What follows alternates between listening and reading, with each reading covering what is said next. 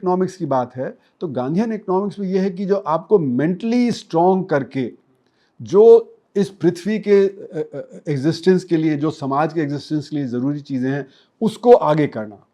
तो मतलब कंज्यूमरिज्म उसका हिस्सा नहीं हो सकता। तो जैसे कि गांधी ने कहा कि there is enough for everybody's need but not for everybody's greed. हाँ, जो टॉल्स्टॉय से या बाकियों से उन्होंने लिया, तो ये उन्होंने कहा कि हमको वॉलंटरी पॉवर्टी की तरफ जाना पड़ेगा।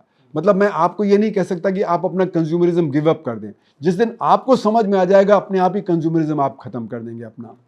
तो वॉलंटरी पॉवर्टी मतलब कि अपने आप ही हमें समझ इतनी हो जाए कि हम अपना कंजम्पशन कम कर दें।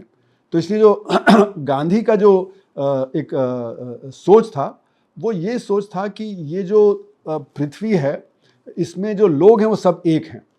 उनका एक बड़ा वो एक रिलीजियस बेंट ऑफ माइंड था। तो उस रिलीजियस बेंट ऑफ माइंड में वो एक था कि सब कुछ एक ही है, ये संसार।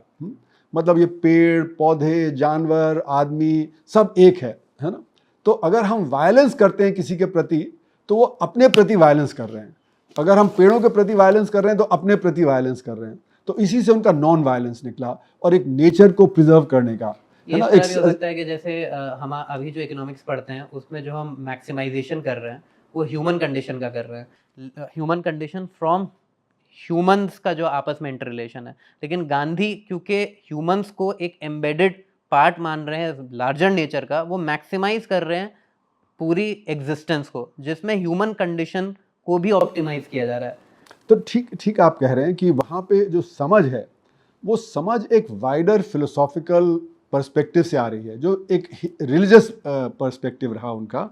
उससे उनकी समझ हुई कि हमको अगर समाज लॉन्ग टर्म में चलाना है, मतलब ये भी एक देखिए ना, कैपिटलिज्म में हमारा फोकस बहुत शॉर्ट टर्म में हो जाता है। तो जैसे केन्स ने कहा in the long term we are dead, तो हम तो शॉर्ट टर्म के बारे में सोच रहे हैं। तो आज जो हमारे जो थिंकिंग है उसमें शॉर्ट टर्म का है, ना कि लॉन्ग